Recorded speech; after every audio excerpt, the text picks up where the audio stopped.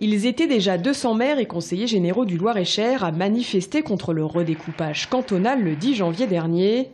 Nouvelle offensive du président du Conseil général, une pétition pour sauver la ruralité, signée par 500 élus du département. Le canton le moins peuplé sera celui de la ville de Romorantin, 19 255 habitants. Où est l'équité, où est l'égalité entre les citoyens?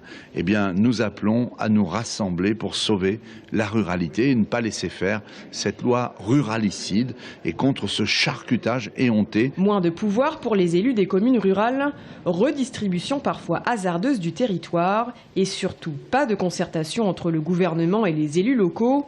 Jacques Iboire, maire de Cégy, n'a pas hésité à signer cette pétition. Je pense que notre population a de plus en plus de mal à se retrouver dans ces différents découpages, communes, intercommunalités et cantons.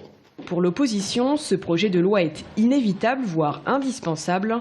Il permettrait de corriger des inégalités et non de sacrifier la ruralité. Ça peut modifier effectivement la façon d'élire les conseillers départementaux dans une assemblée qui va gérer l'ensemble du Loir-et-Cher, mais ça n'est en aucun cas une attaque contre la ruralité. Et faire cela, manifestement, signifie qu'on est sur une stratégie politicienne qui ne doit en aucun cas être payée par le contribuable.